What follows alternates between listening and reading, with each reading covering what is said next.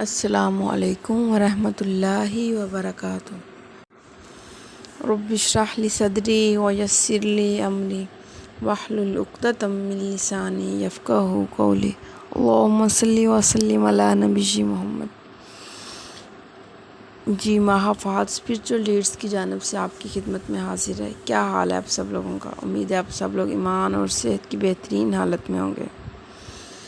آج ہم جس موضوع پہ بات کریں گے وہ میں آپ کو اپنی ایک بچپن کی کہانی بتاؤں گی، اور میرے استاد نے اپنی بچپن کی کہانی بتائی ہے تو اسے بھی ضرور بیان کروں گی۔ آج ہم اس ٹاپک پہ بات کریں گے کہ جو بچے ہکلا کے بولتے ہیں، آڑ کے بولتے ہیں، اور کچھ لوگ تو ساری زندگی ہی ایسے بولتے ہیں، تو اس کا کیا علاج ہے؟ میری والدہ نے مجھے دعا سکھائی اور کہا کہ اسے قبولیت کی ہر گھڑی میں اس نیت کے ساتھ پڑھنا ہے کہ اللہ مجھے اس بیماری سے نجات دے دے، آپ کو نجات مل جائے گی۔ وہ کون سی دعا ہے؟ یہ وہی دعا جو حضرت موسیٰ علیہ السلام کو اللہ تعالیٰ نے سکھائی تھی۔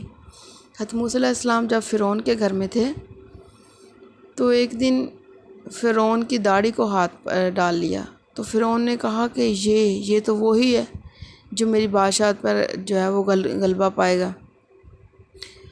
تو انہوں نے اس طرح سے خود یہ کیا سرائی کی نا، تو ان کی بیوی جو تھی حضرت آسیہ، وہ ایک مسلم خاتون تھی، اس نے کہا کہ نہیں، ایسا کیسے ہو سکتا، وہ تو بچہ، اسے کیا پتہ کہ داڑھی کو ہاتھ ڈالنا ہے یا کس کو ڈالنا ہے۔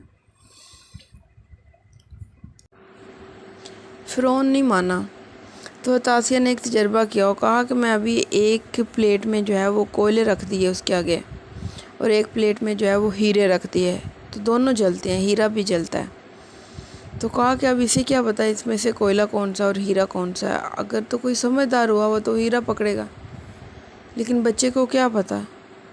تو ایسے جب وہ تجربہ کر رہے تھے تو حضرت موسیٰ علیہ السلام نے وہ کوئلہ اٹھایا اور اپنی زبان پہ رکھ لیا تھا، تو پھر جب فوری کوئلہ اتار دیا گیا تو ان کی زبان تھوڑی سکڑ گئی تھی، جس کی وجہ سے وہ اڑ کے بولتے تھے، ہکلا کے جو تھے وہ مطلب اس طرح سے بات کرتے تھے۔ تو جب اللہ پاک نے انہیں نبوت سے نوازا تو انہوں نے اللہ سے یہ دعا بھی کی تھی کہ یا اللہ مجھے میرا بھائی بھی میرے ساتھ دے دے تاکہ میں بات کرنے میں میرے لیے آسانی ہو اور میں ان کے ساتھ جو ہے وہ جا سکوں۔ تو اللہ پاک نے حضرت ہارون علیہ السلام کو بھی نبی بنا دیا تھا۔ تو پھر دونوں بھائی جو تھے وہ دونوں ہی فرعون کے دربار میں گئے تھے۔ تو کون سی دعا تھی جو اللہ تعالیٰ نے حضرت موسیٰ علیہ السلام کو سکھائی؟ وہ یہی دعا ہے جو میں ہر بیان کے شروع میں پڑھتی ہوں، رب اشرح لی صدری ویسر لی امری واحلل عقدۃ من لسانی یفقہوا قولی۔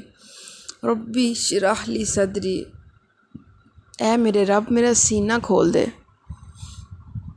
ویسر لی امری، اور میرا کام آسان کر دے۔ آپ کا جو بھی کوئی بھی کام ہے اپنے دل میں وہ رکھیں۔ واحلل عقدۃ من لسانی، اور میری زبان کی گرہ کھول دے، یفقہوا قولی، تاکہ لوگ میری بات کو سمجھ سکیں۔ یہ حضرت موسیٰ علیہ السلام کی دعا تھی۔ حضرت موسیٰ علیہ السلام یہ دعا پڑھتے رہے تو ان کی بھی لکنت ختم ہو گئی تھی۔ یہ ہکلا کے بولنے کو لکنت بھی کہتے ہیں۔ تو میں خود جب بچپن میں تھی چھوٹی تو کچھ میری والدہ بتاتی ہیں کہ میرے سارے بچے تھوڑی دیر ہکلاتے تھے، ٹھیک ہو جاتے تھے، ایسے بولتے تھے، لیکن میں بہت دیر تک ایسے ہی بولتی تھی، اڑ کے بولتی تھی۔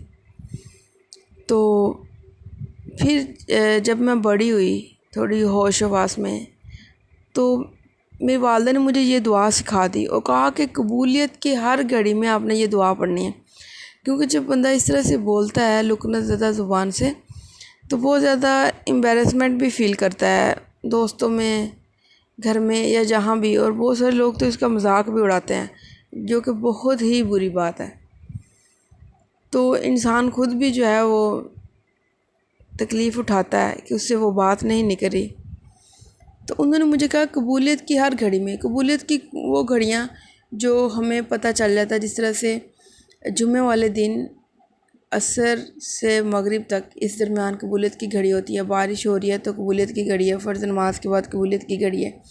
ان ساری گھڑیوں میں جو ہیں وہ یہ دعائیں پڑھنی ٹھیک ہیں، لیکن میں نے جس گھڑی میں پڑھا ہے وہ گھڑی تھی کہ پوری اذان کا جواب دینا ہے خاموشی سے، اور اس کے بعد دروشی پڑھنا، دروشی پڑھنے کے بعد اللہم رب هذه الدعوۃ التامۃ والصلاۃ القائمہ، یہ پوری دعا پڑھنی ہے۔ اور یہ پوری دعا پڑھنے کے بعد رضیت باللہ ربا وبالاسلام دینا وبمحمد النبی صلی اللہ علیہ وسلم، یہ الفاظ دہرانے ہیں۔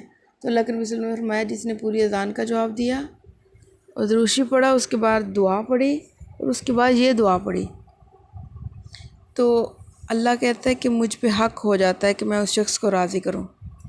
تو میرے دل میں یہی بات تھی کہ یہی قبولیت کی گھڑی ہے، تو ہر نماز کا جب بھی جواب دینا، الحمدللہ اب بھی دیتی ہوں، تو یہ دعا پڑھ لینی، جب بھی نماز کا جو ہے وہ اذان کا جواب دینا تو یہ دعا پڑھ لیتی تھی۔ تو اتنی خالص نیت سے اللہ سے دعا مانگی ہے کہ اب مجھے یاد ہی نہیں پڑتا کہ میں ایسے بولتی تھی، یا بہت سارے وہ لوگ جو بچپن میں جانتے تھے تو پڑھتے ہی نہیں تھے، انہیں پتہ ہی نہیں ہے کہ اب میں ایسی ہوں، مطلب جب وہ دیکھتے ہیں تو وہ حیران ہو جاتے ہیں۔ اور اسی طرح جو تھی کچھ بچے ہوتے ہیں جن سے کچھ ورڈز پروناؤنس نہیں ہوتے ہیں، اور یہ جو ہے نیچرلی ہوتا ہے، کسی سے اڑے نہیں بولا جاتا، وہ بڑے کو برا بول دے گا، کسی سے شین نہیں بولا جاتا، زیادہ تر اڑے سے لوگوں کو مسئلہ ہوتا ہے۔ تو جس کو بھی کوئی بھی اسپیکنگ پرابلم ہے تو یہ دعا پڑھیں اور نیت کے ساتھ، اور جو بھی اس کا ترجمہ ہے اسے ذہن میں رکھ کے یہ دعا پڑھیں تو الحمدللہ بالکل ٹھیک ہو جائیں گے۔ میری چھوٹی بہن ہے لیکن وہ ماشاءاللہ میچور ہیں، ان سے کچھ ورڈز پروناؤنس نہیں ہوتے تھے، گھڑا، بڑا، گڑیا، یہ والے ورڈ اڑے نہیں بولا جاتا تھا۔ تو ان سے بھی میں نے جب یہ بات کی تو پھر الحمدللہ یہ عمل انہوں نے کیا، اور ہر قبولیت کی گھڑی میں نیت کے ساتھ، خالص نیت کے ساتھ کنٹینیوسلی کیا، تو اللہ پاک نے ان کا جو ہے یہ بھی لکنت ختم کر دی۔ اصل چیز یقین اور اعتماد کی ہے کہ اگر ہم جو ہے وہ اللہ کی کسی بھی کلام کو یقین کے ساتھ ادا کریں گے تو انشاءاللہ اس سے ہمیں نجات مل جائے گی۔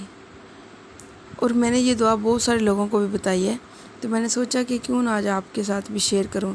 اگر آپ کے بچے بھی اس طرح سے اڑ کے بات کرتے ہیں نا، اسے سکھائیں، جب تک وہ خود نہیں بولتے تب تک آپ خود اس کے لیے پڑھیں۔